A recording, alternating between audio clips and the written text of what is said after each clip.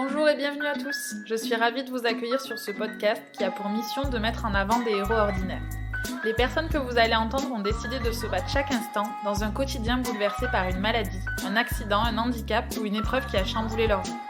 Je m'appelle Pauline, je suis sensible depuis toujours aux histoires et parcours de vie atypiques et j'ai décidé qu'il était temps de mettre à profit mon accent chantant pour faire ce que j'aime le plus au monde, partager et échanger avec des personnes remarquables et inspirantes.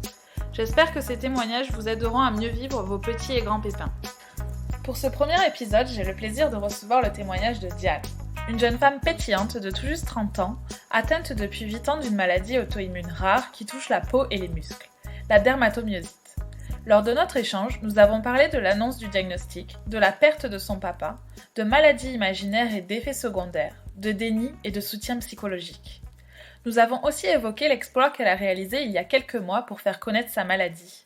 En effet, malgré l'atteinte musculaire que provoque la dermatomyosite, Diane a traversé l'Alsace lors d'un périple de 1000 km à pied et à vélo, que vous pouvez d'ailleurs découvrir sur sa page Facebook présente dans les notes de l'épisode. Vous l'aurez compris, Diane est une battante et a une personnalité hors du commun que je vous laisse découvrir tout de suite. Bonne écoute. Bonjour Diane et merci beaucoup de me consacrer ce temps. Je suis ravie de t'accueillir sur le podcast. Alors, pour préparer cet épisode, j'ai fait des recherches sur ton parcours. J'ai vu que tu avais fait beaucoup de choses, que tu avais beaucoup bougé, beaucoup entrepris au niveau professionnel, mais aussi dans le milieu associatif. Donc la première question qui m'est venue à l'esprit, c'est où trouves-tu toute cette énergie ? Bonjour Pauline et merci, déjà de prendre aussi le temps de m'interroger et de voir ce que je peux partager. D'où vient toute cette énergie? La première question, c'est déjà une colle. Hem, J'imagine que c'est un tempérament, enfin ça fait partie de ma personne où je suis quelqu'un qui fait les choses, qui fait parfois trop de choses aussi. Hem Mais en même temps, je vais te dire, j'ai passé toute la journée à comater sur mon canapé aujourd'hui, donc c'est pas très représentatif. Mais je sais pas, je pense que j'ai été en partie élevée comme ça. J'avais l'habitude de toujours, partir en vadrouille le week-end, de faire des randonnées, des choses comme ça. Donner de mon temps aussi et ouais, je sais pas. Donc si je t'ai proposé de faire ce podcast, c'est parce que j'aimerais faire connaître une maladie qui est la dermatomyosite, dont tu es atteinte maintenant depuis 8 ans. Est-ce que tu peux nous définir ou nous décrire quelle partie du corps elle affecte et en quoi elle consiste ? Alors la dermatomyosite, je vais pas du tout le dire en nom scientifique, hein, parce que je suis pas une experte. Mais, en fait, c'est une maladie auto-immune, et donc le système immunitaire va attaquer, les muscles et la peau, dans le cas de la dermatomyosite, en créant des inflammations. Chez moi, j'ai très peu de manifestations dermatologiques, donc il y a des gens qui ont des grosses plaques, enfin des choses vraiment voyantes. Moi, j'ai, toujours eu très, très peu de manifestations. Et par contre, les atteintes musculaires sont les plus fortes, donc ça me provoque des crampes, des douleurs, des raideurs musculaires, et puis de la perte de force. Est-ce que tu peux nous raconter quand est-ce que tu t'es aperçue des premiers symptômes ? Du coup, on va faire un petit voyage dans le temps, c'était en 2012. J'étais en Erasmus, à Vienne, en Autriche et donc c'était au mois de février, j'ai fait un gros week-end dans le Tyrol, un gros week-end de sport avec des copines. On avait fait du ski de fond, des raquettes, et du ski alpin. Enfin, c'était vraiment, le combo, neige dans le Tyrol et je suis revenue de ce week-end et j'étais courbaturée mais terriblement. Donc le premier jour, on se dit: «C'est normal», le deuxième, on se dit aussi et puis en fait, ça passait pas. Ça passait pas du tout et puis en plus des courbatures, j'ai eu vraiment des faiblesses. J'avais du mal à faire certaines choses, par exemple, ouvrir une porte, faire ma vaisselle. Enfin, je sentais de plus en plus que j'avais des difficultés à le faire. Je me réveillais le matin, j'étais comme si on m'avait roué de coups, en fait, pendant la nuit et du coup, au bout d'un moment, je me suis dit: «Bon, il y a un problème», donc je suis allée consulter, un médecin donc en Autriche, donc en allemand, donc c'était pas évident de se faire comprendre et donc a commencé toute une batterie de tests et voilà, ça, c'était vraiment le début. Et malgré la barrière de la langue, est-ce qu'ils ont trouvé rapidement ce que tu avais et posé le bon diagnostic ? Alors d'abord, en Autriche, il y a la maladie de Lyme qui est très très répandue. C'est pas la même. C'est la borréliose, je crois. C'est pas la même variante qu'on a en France. Du coup, il y a eu ce test-là. Il a fait aussi le test par rapport au SIDA. Enfin, des tests vraiment, on va dire de base quand il y a des problèmes de santé où on élimine les plus grosses maladies. Et ensuite, il s'avère qu'il a posé le diagnostic de ma maladie, donc de la dermatomyosite. Qui se valide. Alors, il y a un test sanguin pour voir les enzymes musculaires et il y a un examen qui s'appelle un électromyogramme où on va mesurer l'activité musculaire du muscle en impulsant des décharges électriques dans le muscle. Et donc, j'ai pris rendez-vous pour faire cet examen en Autriche, à Vienne. Et bêtement, j'ai oublié mon ordonnance. Donc, la personne a fait un examen très sommaire dans un des muscles du bras. Je me suis rendu compte après en refaisant l'examen en France 6 mois plus tard que j'avais vraiment rien eu du tout en fait comme examen en Autriche, puisque en Autriche ça a duré 5 minutes et en France ça a duré une demi-heure. Et du coup, la dermatomyosite a été écartée temporairement en tout cas. Alors que bon, on aurait pu trouver plus facilement si j'avais pas bêtement oublié cette ordonnance. Et avec le recul, tu penses que ce temps de perdu pour faire le diagnostic t'a porté préjudice? C'est une question qui m'a pas mal travaillé. Euh, Parce qu'il faut dire aussi que du coup, donc ça c'était en février, on a fait différents tests et tout ça. Le médecin a quand même, il m'a fait des traitements à base de cortisone. J'ai eu des injections de cortisone qui m'ont permis de limiter les douleurs, mais pas de vrais traitements spécifiques à la maladie. Donc quand je suis rentrée en France au mois de juin, ça s'était quand même dégradé et jusqu'au mois d'août où j'ai eu vraiment un vrai diagnostic, ça s'est énormément dégradé. Ensuite, on aurait pu du coup éviter peut-être cette dégradation, mais peut-être pas. Enfin, c'est vrai que le questionnement aussi, c'est donc moi quand je suis rentrée en France, donc au mois de juin, en fait 15 jours après, mon père a eu un accident et il est décédé de cet accident. Et du coup, je me suis beaucoup interrogée sur si jamais j'avais été diagnostiquée plus tôt, peut-être qu'en fait j'aurais été à l'hôpital, donc il n'aurait pas été à cet endroit-là, il n'aurait pas eu cet accident. Enfin, voilà, donc c'est vrai que, disons que cet oubli d'ordonnance il a posé pas mal de questions, mais finalement, ce qui arrive, arrive, ça ne sert à rien de réécrire l'histoire, et puis peut-être que ça n'aurait rien changé du tout. Et justement, quand le diagnostic a été posé, qu'est-ce que tu as ressenti? Du Est-ce que soulagement. tu connaissais la maladie? Je connaissais pas du tout la maladie, mais quand on m'a posé un diagnostic, j'ai été très soulagée parce que depuis que j'étais rentrée en France, donc au mois de juin, on m'avait d'abord traitée de folle en disant que c'était une maladie imaginaire, que je m'inventais, et on m'avait prescrit des antidépresseurs. Ah oui, Je dois carrément. dire que la mort de mon père n'arrangeait rien puisque les gens s'imaginaient qu'en fait c'était ça qui avait tout déclenché, alors que ça faisait depuis février que j'avais ça, donc ça n'avait aucun rapport. Et on m'avait aussi dit que j'avais une fibromyalgie. Donc, c'est un peu le nom qu'on pose sur les maladies quand les gens ont mal aux muscles et on ne sait pas ce que c'est. On leur dit qu'ils ont une fibromyalgie. Et donc, moi, je me disais, en fait, c'est dans ma tête tout ça, je suis folle, c'est moi qui me laisse aller, faut que je me ressaisisse, c'est pas possible. Mais au fond de moi, enfin, j'ai jamais pris ces antidépresseurs d'ailleurs, parce qu'au fond de moi, je me disais, c'est pas possible, je me connais, c'est pas dans mon. Je suis pas faite comme ça psychologiquement, c'est pas moi en fait. Je me cause pas une maladie volontairement. Et du coup, quand le diagnostic a été posé, c'était plutôt rassurant parce que même si ce genre de maladies sont déclenchées par différents facteurs et il y a un facteur psychologique, ça c'est sûr, on les invente pas en fait. Elles existent vraiment. Et à l'annonce du diagnostic, est-ce qu'on t'a proposé un suivi psychologique? Comment tu as fait pour gérer la perte de ton papa et l'annonce de la maladie en même temps? Je vais dire que paradoxalement, c'est aussi la mort de mon père qui m'a aidée à tenir parce que, je me disais en fait, moi, il faut que je tienne quoi. Je peux pas enfin, je vais dire les choses crûment, hein, je peux pas mourir maintenant. Ce serait pas possible quoi. Enfin, ma mère, elle s'en remettrait pas. Et du coup, j'ai serré les dents, j'ai encaissé, j'ai un peu aussi, Je pense que, alors maintenant, avec le recul, je me dis que j'étais aussi un peu dans le déni. J'acceptais pas la maladie, donc je refusais que ça impacte ma vie.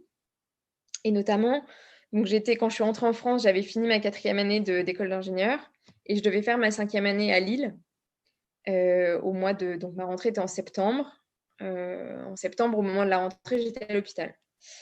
Et moi, il était hors de question que je fasse pas cette rentrée en septembre en école d'ingénieur. Donc, j'ai demandé un transfert d'hôpital de Nice à Lille. C'est ma mère qui a fait la rentrée à ma place. Elle est allée en cours et tout pour prendre les notes, les instructions et tout. Et quelques jours, une semaine après, j'ai enfin fait ma rentrée. Alors moi, quand je suis tombée malade, j'ai perdu énormément de poids avec l'hospitalisation, la cortisone. Quand je suis rentrée, je devais faire 60 kilos. Je suis ressortie, j'en faisais 45. Donc, on a fait du shopping pour m'acheter des vêtements en 34 parce que j'avais plus rien à me mettre. Et j'avais aussi une sonde nasogastrique qui m'a été posée parce que j'avais des problèmes pour avaler. Donc, pour que je puisse manger, en fait, j'avais une sonde. Donc, j'ai fait ma rentrée à Lille, on va dire un mois après le diagnostic, comme si de rien n'était, plus ou moins. Et ouais, c'est une forme de déni, je pense, mais d'un autre côté, ça m'a aussi aidée à avancer, à faire les choses. Donc, la volonté y est pour beaucoup, mais ouais. Et quand tu as fait cette rentrée, tu en as parlé aux gens autour de toi ou tu l'as gardé pour toi? Comment tu as justement géré peut-être le regard des autres, les questions? Dans ma classe, j'en ai parlé assez ouvertement. Les gens étaient vraiment hyper accueillants, hyper tolérants. Enfin, c'est un peu ce que j'ai retenu de Lille en général en tant que ville, c'est que les gens sont vraiment très, très chaleureux. Et ça, je l'ai ressenti vraiment. C'était des gens que je connaissais pas, hein, puisque je venais dans une nouvelle école pour faire ma dernière année. Donc, ils m'ont vraiment découvert 45 kilos son nasogastrique, comme si c'était moi, alors que finalement, j'étais pas cette personne un mois avant. Et du fait, leur regard était plutôt neutre parce qu'ils n'avaient pas une différence à assimiler. Ils apprenaient à me connaître comme j'étais à ce moment-là. Et du coup, j'ai parlé de ma maladie. En effet, j'étais aussi en colocation avec deux garçons que je ne connaissais pas, donc à qui je parlais de la chose. Là-dessus, je ne me cachais pas trop. Ce qui était un peu dur, ce que j'aimais pas trop, c'était le regard des gens quand je me promenais à Lille, parce que quand les gens voient une personne maigre avec une sonde, on a l'impression, en tout cas c'est comme ça que je le ressentais, qu'ils s'imaginent tout de suite que c'est une anorexique. Et du coup, je le vivais assez mal parce que moi, j'aime manger, je suis une bonne vivante et tout. Et qu'on me colle une autre maladie que la mienne, c'était un peu désagréable. Alors peut-être que c'est moi juste qui ai interprété aussi le regard des autres, hein, ça c'est tout à fait possible. Et par contre, j'ai pas répondu à la première question sur le suivi psychologique. Je me souviens d'une fois quand j'étais à l'hôpital à Nice. Donc il y a des psychologues qui passent régulièrement dans les chambres d'hôpitaux. Et il y avait une psychologue donc, qui s'est arrêtée à l'entrée de ma porte et qui m'a demandé qui a essayé d'établir le contact. Et moi, j'étais hyper fermée parce qu'en fait, je sentais que si jamais je disais un mot de trop, le barrage allait complètement céder et que j'allais m'effondrer, quoi. Et donc, j'ai été hyper fermée. Mais après coup, en fait, je lui en veux un peu de ne pas avoir forcé la chose, d'être restée trop polie, trop lisse, de ne pas avoir essayé de me pousser, en fait. Ouais, avec le recul, tu penses que ça t'aurait fait gagner du temps ou ça t'aurait aidé ou à mieux vivre les choses? Je pense, ouais. Parce que c'est vrai que ce genre de maladie, même n'importe quelle maladie, hein,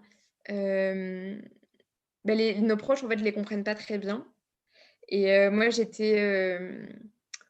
donc l'année où je suis tombée malade, au mois de novembre, j'ai rencontré un garçon et 1 an après, on s'est revus et on s'est mis ensemble et on est restés en couple pendant 3 ans. Et du coup, c'était 4 ans, enfin depuis 4 ans que j'étais malade. Et je sais que cette relation-là, notamment, elle a été très impactée par le fait que j'étais encore beaucoup dans dans le déni et aussi beaucoup bloquée enfin, j'arrivais pas à sortir les choses en fait. J'arrivais pas à exprimer les choses, à exprimer ce que je ressentais. Alors, par rapport à la maladie, par rapport à la mort de mon père, moi j'avais le combo en plus. Et du coup, je pense que ça a vraiment impacté ouais, ma relation avec ce mec et puis ma vie de manière générale.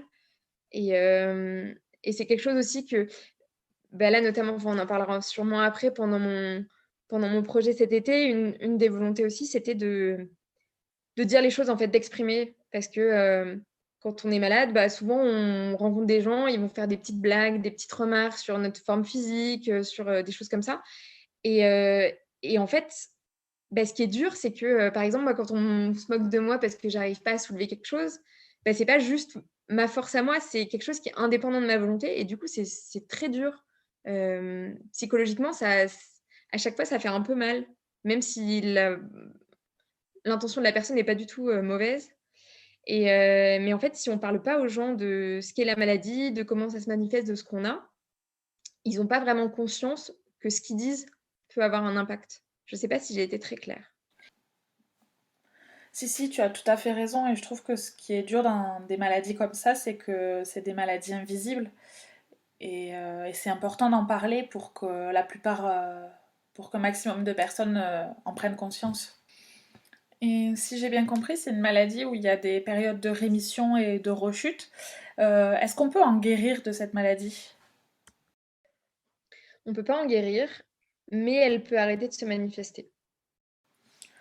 Si on peut un petit peu rentrer dans le détail des deux médicaments que tu as eus, est-ce que tu sais comment ils fonctionnent et quelle est leur action sur la maladie? Alors, je suis pas, voilà, de nouveau, je suis pas experte. J'avoue que je fais pas partie de ces malades qui, enfin, au début, quand je suis tombée malade, j'ai beaucoup cherché d'informations sur ma maladie et en fait, au bout d'un moment, on arrête. Alors déjà aussi, il faut savoir que moi, quand j'ai été diagnostiquée, ma maladie, elle s'appelait la dermatopolymyosite et on cherchait pas les anticorps. Donc c'était il y a 8 ans. Au bout de quelques années, elle s'est transformée en dermatomyosite, donc j'ai perdu déjà un bout de mot, ça raccourcit, c'est pas mal. Et on cherchait les anticorps pour vraiment classifier dans quelle famille de myosites on est et quel type d'évolution elle risque d'avoir. Et du coup, de ce que j'en ai compris, les corticoïdes, ça diminue vraiment la réponse inflammatoire, donc l'inflammation musculaire. Donc c'est pour ça que ça va réduire les douleurs. Mais ça ne réduit pas l'activité des anticorps qui vont attaquer nos muscles. Et donc, les immunoglobulines ou les différents médicaments immunosuppresseurs qu'on peut prendre, eux, ils diminuent vraiment l'activité du système de l'auto-immunité, en fait, du système auto-immune. Et ça va vraiment réduire l'activité de la maladie. Ok. Et est-ce qu'il y a des effets secondaires à ce traitement?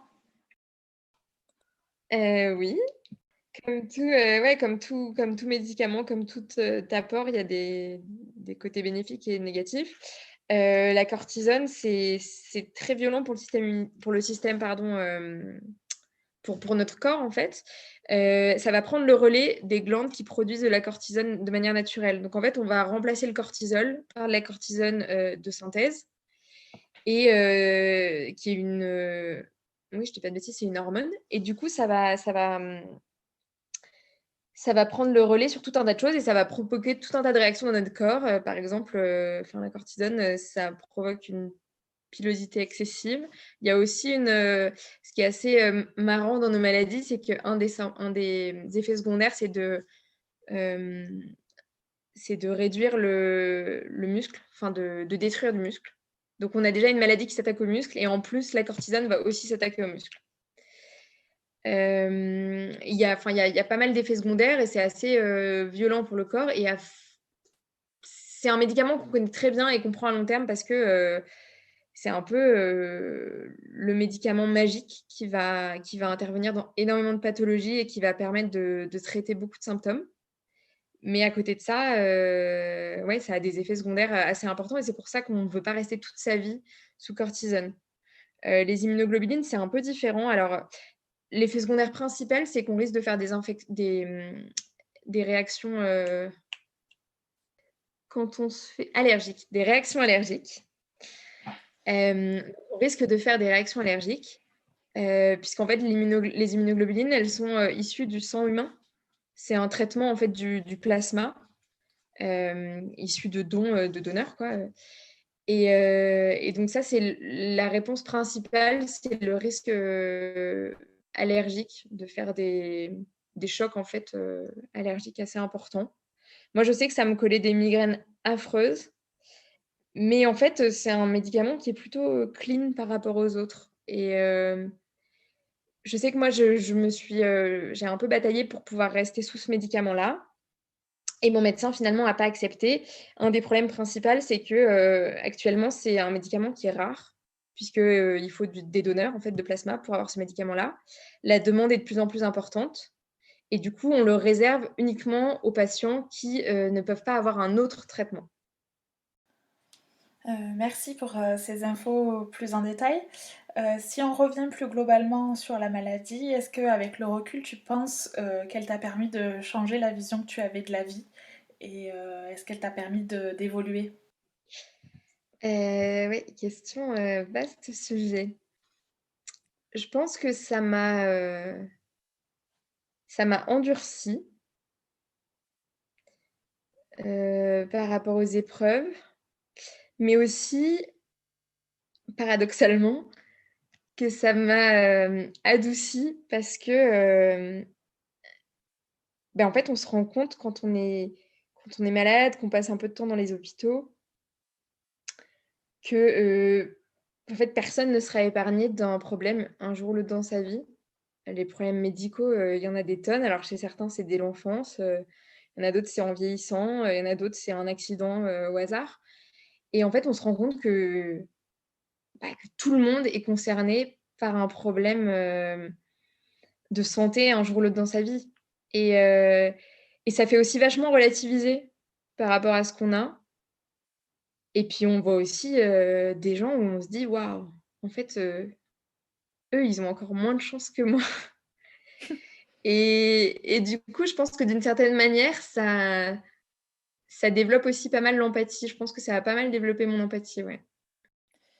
Euh, Par exemple, moi, la dermatomyosite, je disais tout à l'heure, j'ai pas de manifestation, cutanée vraiment.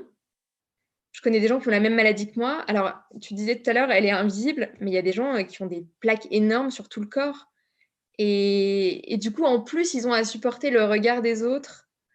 Moi, je peux choisir ou non, entre guillemets, «d'être malade», selon si je le dis ou pas. Globalement, c'est un peu ça l'idée. Mais voilà, il y a des gens qui ont exactement la même maladie et qui vont peut-être avoir encore moins de chance que moi, ou qui vont avoir, je touche du bois, des cancers associés, des choses comme ça et donc finalement, dans mon malheur, j'ai plutôt eu de la chance. ouais, ça aide à relativiser. Et tout à l'heure, tu parlais de ta maman. Et donc, ma question, c'est quel conseil tu donnerais aux proches finalement, après, c'est très subjectif, hein, mais quelle a été l'importance des proches dans ton cas et quels conseils tu donnerais aux proches? Parce que c'est pas toujours facile de soutenir une personne qui a une maladie. On ne sait jamais trop si on est trop présent, pas assez. Voilà. Alors, moi personnellement, je sais que quand j'ai mal, je vais être odieuse, mais vraiment odieuse et surtout avec mes proches. Donc, ma mère, en fait, quand j'ai mal, elle le sait parce que je vais être mais dure, vraiment détestable et en fait, disons que je dirais aux proches: «C'est accrochez-vous» parce que justement, c'est aussi avec les proches qu'on se lâche et parfois qu'on a les mots les plus durs. Hem, Moi, je sais que oui, quand j'en avais parce qu'il y a des moments, hein, où on en a marre, où on a juste envie de tout arrêter, où on n'en peut plus et heu et c'est ouais, c'est à ce moment-là aussi qu'on a besoin d'être entouré. Moi, je sais que, comme je disais tout à l'heure, hein, j'ai eu du mal à m'ouvrir, j'étais un peu dans le déni. Je pense qu'essayer de percer la carapace, c'est quelque chose de pas évident, mais à mon avis d'assez nécessaire. Chez moi, dans ma famille, on parle pas vraiment des sentiments, de comment on se sent, des émotions, mais je pense que c'est quelque chose de vraiment indispensable et qui plus est dans une situation comme celle-là. Hem, donc peut-être voilà un des si on peut appeler ça un conseil, mais bah, en fait de pas, même si on s'adresse à une porte qui claque ou à un mur, de pas se démonter et d'essayer de casser la glace, quoi. Et justement, comment tu fais mentalement et physiquement pour gérer les rechutes? Est-ce que tu arrives parfois à oublier la maladie? Alors est-ce que j'arrive à oublier? Non. Alors, à l'heure actuelle, c'est parce que tous les jours, je dois prendre un cachet, enfin 3 cachets. Donc forcément, il faut y penser tous les jours et même quand j'ai pas de cachet, en fait, dès qu'on va avoir, une douleur, du mal à ouvrir quelque chose, on va se dire: «Est-ce que ça revient? Est-ce que c'est ça? Est-ce que c'est ma capacité physique qui diminue?» Donc en fait, en permanence, on va être en remise en question. Pour ce qui est de la force physique, moi, j'avais vraiment énormément perdu lors de ma première re poussée et j'ai jamais récupéré. En fait, le questionnement, c'est qu'on se dit, bon, moi, quand je suis tombée malade, j'avais 22 ans. Normalement, c'est censé être le moment où on est le plus en forme dans sa vie, et hem et donc je me suis dit: «Il y a plein de choses que j'arrive pas à faire à cause de cette maladie». Mais en fait, si ça se trouve, j'aurais pas pu les faire, même si j'avais pas été malade parce que j'aurais eu enfin, pour une raison ou d'une autre, j'aurais aussi perdu de la force physique. Ensuite là, bah, cet été, j'ai vraiment réussi à récupérer la capacité et ça m'a aussi rassurée sur ce questionnement-là, à me dire: «En fait, c'est possible de récupérer de la force musculaire, mais par contre, il faut pas s'arrêter. Dès qu'on s'arrête, on repère, en fait». Ça, c'est un peu dur de pas pouvoir rester sur des acquis. En fait, il faut toujours, toujours faire de la rééducation, toujours, faire des étirements, toujours, faire des efforts parce que dès qu'on arrête et ben, on régresse. Et est-ce qu'entre les rechutes, tu as réussi à reprendre de la masse musculaire? Et si oui, qu'est-ce que tu as fait pour reprendre du poids? Bah, j'ai repris mais pas énormément, après moi je faisais pas mal de rando donc j'en ai refait un peu. J'avais des séances de kiné mais les kinés connaissent encore très mal ces maladies-là, ils savent pas vraiment comment les accompagner. Donc franchement, comme accompagnement physique, pendant ma première chute, ma première crise, pardon, j'avais pas grand-chose d'efficace. Et l'an passé, j'avais été suivie en centre de réadaptation. Donc c'est des centres où il y a, tout un panel de cliniciens. Donc il y a des ergothérapeutes, des kinés, des entraîneurs sportifs. Du coup, on fait aussi de la balnéothérapie et c'est une prise en charge vraiment très globale, qui prend en charge beaucoup de personnes. Alors soit des personnes diabétiques qui ont eu des AVC, soit des gens qui ont eu des accidents, et en fait ça permet vraiment d'avoir une bonne prise en charge physique. Mais comme j'ai dit tout à l'heure, ça moi chez moi par exemple, ça a fait ça pendant 2 mois. Enfin j'ai fait ça pendant 2 mois et ensuite dès qu'on arrête, ben, on repère en fait très rapidement. Donc ouais, c'est le plus dur avec ces maladies-là, c'est qu'en fait, tu sais jamais de quoi demain sera fait. Tu peux, là, tu vois, cet été, bah, j'ai fait mes 1 000 kilomètres à pied à vélo, mais si ça se trouve dans un mois, bah, je serai plus capable de les faire et sans avoir vraiment moi, la décision d'en être capable ou pas, en fait. Je peux, vouloir le faire et pas y arriver parce que, j'ai la maladie qui sera trop active. Est-ce que tu peux nous dire ce que tu as fait cet été et pourquoi tu l'as fait et comment tu as eu l'idée? Alors je pense que l'idée a germé au début. Je devais partir en Irlande au mois de mars pour faire un road trip un peu en sac à dos et le confinement est arrivé. Donc je n'ai pas pu partir en Irlande, mais j'avais ce besoin, voilà, de partir seule avec mon sac à dos et puis un peu de me confronter à l'inconnu et du coup, il y avait le chemin des châteaux forts en Alsace qui a été créé il y a quelques années, que je voulais faire. J'ai toujours fait pas mal de randonnées, donc c'était pas une première, mais par contre partir, donc c'est un chemin qui fait 450 kilomètres, qui traverse l'Alsace du nord vers le sud et il y a 26 étapes. Du coup, j'avais jamais fait de randonnée aussi longue Et je me suis dit: «Bah, tiens, c'est un bon moyen de parcourir l'Alsace une dernière fois», parce que j'avais fini un contrat, donc je quittais l'Alsace. Et en y réfléchissant, je me suis dit: «Bon, bah, tant qu'à faire, c'est pour moi me prouver quand je suis capable, mais autant que ça serve aussi à d'autres personnes qui ont ma maladie ou la même famille de maladie ou même une autre maladie». Et pour qu'elles puissent, voilà, avoir un peu d'espoir parce que, bah, moi, quand je suis tombée malade, donc il y a 8 ans, j'étais pas du tout en bon état. Et j'aurais pas parié, de pouvoir, me relancer comme ça, toute seule, dans la nature, à dormir dehors.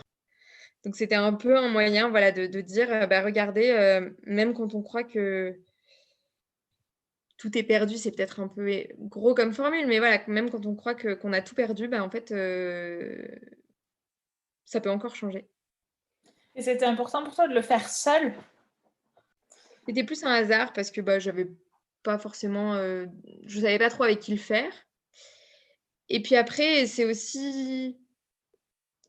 aussi un plaisir parce que quand on est seul, bah, on se retrouve vraiment face à soi-même, on est aussi beaucoup plus libre, on rencontre beaucoup plus facilement des gens.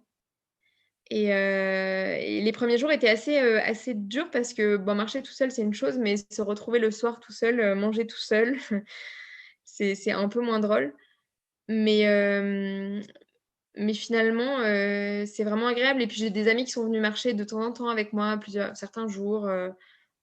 Parfois je dormais chez des gens aussi qui m'accueillaient le soir, donc j'avais finalement quand même du contact humain. Mais c'est vrai que globalement, c'était, mon aventure à moi, quoi. Bravo pour ton courage. Et du coup, tu étais plus à l'aise, pendant la randonnée ou sur le vélo? Ce que je disais, c'est que pendant la randonnée, j'avais mal au dos, sur le vélo, j'avais mal au cul. Donc aucun des 2 quoi, ou les 2. Non, C'était moi je suis complémentaire. passionnée de base. Oui, c'est complémentaire. Alors après, moi de base, j'ai toujours fait beaucoup de randonnées et le vélo, j'en faisais en ville, pas du vélo itinérant. Donc je maîtrise beaucoup mieux la randonnée, je maîtrise l'effort en randonnée, et tout ça. Et je pensais que ce serait plus simple le vélo parce que justement on est porté, qu'on porte pas de poids. Mais au niveau musculaire, je me suis rendu compte que c'était beaucoup plus intense. Dans notre famille de maladies, c'est les muscles proximaux qui sont touchés, beaucoup. Du coup, en tout cas chez moi, c'est vraiment au niveau des cuisses que je sens les douleurs et au niveau des épaules. Et du coup, le vélo, c'est hyper intense pour les cuisses, mais vraiment. Et ça, je me rendais plus compte de l'effort musculaire en faisant du vélo qu'en marchant. Alors qu'on pourrait penser l'inverse, mais en fait, en marchant, bah, on peut faire des pauses facilement, on s'arrête, on pose son sac, on attend, alors qu'une fois qu'on est lancé à vélo, qu'on a un peu l'élan, on n'a pas envie de s'arrêter aussi.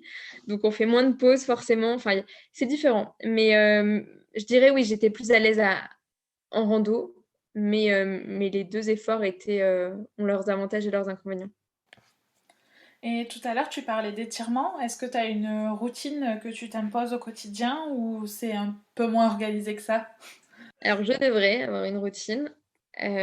Souvent je fais des étirements quand j'ai mal, donc c'est déjà trop tard. Je m'étais mis là depuis 1 an au pilates, et pendant le confinement, j'avais fait ça aussi en visio. Et moi j'étais anti pilates parce que c'était le truc à la mode, alors j'avais surtout pas envie d'en faire. Mais j'ai très souvent mal au dos, je me bloque le dos, enfin j'ai des douleurs, au dos que je devrais pas avoir à 30 ans. Et du coup un jour je me suis dit: «Bon c'est bon, j'en ai marre de me coincer le dos, faut que je fasse quelque chose», et donc je me suis inscrite au pilates. Et ça a un peu été la révélation parce que, tout ce qui est enfin, ça étire vraiment, enfin, en tout cas, la manière dont je le pratiquais, ça fait vraiment des étirements et ça fait énormément de bien. Et c'est vrai qu'à chaque fois que j'ai mal, je me dis: «Faudrait que je me fasse des étirements», et puis après on oublie, on laisse aller. Mais il faudrait que je me mette une routine, c'est une bonne idée. Et sinon, par rapport à ton traitement de la cortisone ou ne serait-ce que par rapport à la maladie, est-ce que tu as un régime alimentaire particulier? Le problème de la maladie, c'est qu'au début, mais c'est comme tout, je pense. Au début, quand ça commence, on est super concentré, on veut tout bien faire. Donc, 1re poussée, on me met sous cortisone. Bon, en plus, j'avais des très fortes doses, donc il fallait vraiment que je fasse gaffe. Donc j'avais banni tout le sel, tous les produits transformés, toute la charcuterie, tout le fromage. Enfin vraiment, je faisais vachement gaffe. Et ensuite, deuxième rechute, bon, ben, j'avais banni certaines choses, mais un peu moins. Et la troisième fois que j'ai recommencé la cortisone, j'ai rien banni du tout. Et du coup, j'ai pris 15 kilos. Donc, ça dépend, j'ai envie de dire, voilà. Parfois, j'ai fait attention et ça c'est payant, hein, c'est clair. Mais il y a un moment où on a aussi, en fait, on a déjà suffisamment de contraintes et parfois on n'a pas envie d'en rajouter d'autres. Et sachant que moi aussi, je compte beaucoup là-dessus, c'est que c'est cyclique. Alors je me dis: «Bon, bah, de toute façon, je vais prendre 15 kilos, mais dès que j'arrêterai la cortisone, je vais les perdre. Donc c'est pas grave». Sauf qu'après, bon, il y a aussi d'autres impacts, sur la santé de prendre du poids rapidement. Mais bon, ouais, j'ai eu moins, la motivation cette fois-ci. Donc Alors attention, question pas facile. Comment tu imagines ta vie dans 5 ans? bah, déjà en entretien d'embauche, j'ai du mal à répondre à cette question. Comment j'imagine ma vie dans 5 ans? Bah, le fait est que j'ai un peu du mal à me projeter dans le temps. Parce que je sais pas, dans quel état je serai dans 5 ans. Donc après moi, j'espère dans 5 ans, avoir trouvé, le bon gars, réfléchir à fonder une famille, truc classique quoi. Et puis peut-être qu'en fait non, je serai en train de voyager si le covid le permet de nouveau et de découvrir le monde, je sais pas du tout. Et c'est vrai que, ça c'est quelque chose qui a vraiment impacté la maladie. C'est que moi avant j'avais besoin de tout prévoir. J'ai un planning où j'ai tous mes week-ends sur 1 an qui sont prévus presque. Et avec la maladie, ça a un peu changé parce que, bah, je sais pas trop ce que je pourrais faire, en fait, dans 1 an. Et j'avais essayé de planifier, donc pendant que j'étais tombée malade, j'avais planifié un voyage en Islande que j'avais dû annuler. Bon, Irlande, c'était indépendant de ma volonté. Mais, c'est vrai que du coup, on planifie des choses et en fait, bah, il y a une rechute qui paraît et du coup, bah, on peut plus. Donc j'essaie de pas planifier des trop grosses choses. Je fais plus, les choses comme elles viennent. Ça m'empêche pas de faire des grosses choses, mais disons que je les planifie moins. Alors maintenant, l'exercice inverse. Est-ce que si tu avais l'occasion de rencontrer la Diane d'il y a 10 ans, qu'est-ce que tu lui dirais? Qu'est-ce que tu lui conseillerais? C'est une réponse un peu conne que je vais donner. En fait, j'ai parlé du déclenchement de maladie avec, ce week-end, en février dans le Tyrol. Mais, il s'avère qu'en fait, 2 mois avant, j'avais eu une grosse déception sentimentale. J'avais fait une petite dépression, mais qui était passée un peu inaperçue et je pense que ça a vraiment créé le terrain, idéal pour le déclenchement de ma maladie. Et du coup, je pense que je dirais à la Diane d'il y a 10 ans de pas tomber amoureuse de ce type. En dehors de quand j'y pense, je me dis que c'est belles les conditions qu'il y a eu après et notamment la mort de mon père. Je pense que se serait sûrement déclenché à ce moment-là quand même, donc finalement, c'était l'année où elle devait se déclencher. Et je pense que d'ailleurs, je préférerais parler à la Diane d'il y a 5 ans qu'à celle d'il y a 10 ans. Pourquoi? Ben, parce que j'étais déjà malade et que, j'avais pas encore, le recul nécessaire pour appréhender la maladie, mon rapport à la maladie, mon rapport aux gens et du coup, peut-être que ce serait plus intéressant de parler à celle-ci. Et tu dirais que maintenant tu as accepté la maladie ou que tu as encore du chemin? Bah, déjà, j'en parle, je suis plus dans le déni, donc je pense que oui, je l'ai accepté. J'ai aussi, enfin finalisé les démarches pour, être reconnue travailleur handicapé, chose que je laissais traîner depuis 8 ans. Je pense que c'était un peu ma manière de d'être dans le déni aussi et donc je pense que je l'ai accepté aujourd'hui. Ça fait partie de moi et puis, comme je le disais, on est tous touchés à un moment ou un autre par une maladie. Bah, moi, c'est cette carte-là que j'ai tirée, en fait et bah, faut que je passe avec cette carte du mieux possible et finalement, peut-être que c'est pas une si mauvaise carte. Ouais, tu dirais que c'est un cadeau mal emballé? C'est peut-être pas un cadeau, je n'irai pas Oui. jusque-là, mais si j'avais à choisir ma maladie, c'est comme quand on bon, c'est un peu morbide comme sujet, hein, mais quand on réfléchit à la meilleure mort qui existe finalement, enfin, bon, c'est pas évident de choisir donc là, j'ai pas choisi, j'ai eu ça, cette maladie-là au lieu d'une autre et puis je fais avec, quoi et finalement la carte, ouais, peut-être que Hyper intéressant comme vision des choses. Merci beaucoup, Diane. On arrive à la fin de mes questions, mais avant de nous quitter, j'aimerais qu'on revienne sur le livre dont tu m'as parlé avant l'enregistrement. C'est Super Héros, le livre de Marine Barnerias, une jeune femme à qui on a diagnostiqué la sclérose en plaques à l'âge de 21 ans. Peux-tu me dire pourquoi ce livre t'a marqué? elle a refusé tout traitement, elle a décidé de partir pour un peu, faire le point, se connaître et faire le point par rapport à la maladie et c'est vrai que je pense que c'est aussi une des choses qui m'a poussée à partir marcher cet été et c'est un livre, ouais, qui est assez plein d'espoir. Du coup, oui, je suis un peu envieuse de cette fille-là, qui a réussi, on va dire à contrer la maladie et peut-être que son mode d'emploi est pas mal. Donc si quelqu'un tombe malade, il faudrait peut-être qu'il le lise, avant de prendre tous ces médicaments, avant de faire comme moi, 8 ans un peu d'errance, 8 ans de déni. Peut-être que ça peut aider, à avancer plus rapidement dans sa maladie. Et dernière question, est-ce que tu as une citation, un proverbe ou des mots de sagesse qui t'aident à avancer? Alors c'est une citation qui est attribuée à Alexandre le Grand et qui dit: «Rien n'est impossible à ceux qui osent» et c'est vraiment ma manière de voir les choses, puisqu'on ne sait jamais si on est capable de faire quelque chose, on n'a pas essayé. Très belle citation. Mais merci beaucoup, je ne vais pas prendre plus de ton temps. Merci beaucoup C'était à toi. hyper intéressant et merci pour ta confiance, merci pour tout. Merci à toi. J'espère avoir aidé à ma manière et puis, j'ai hâte de pouvoir écouter ça et puis les autres témoignages que tu partages. Et voilà, cet épisode est terminé.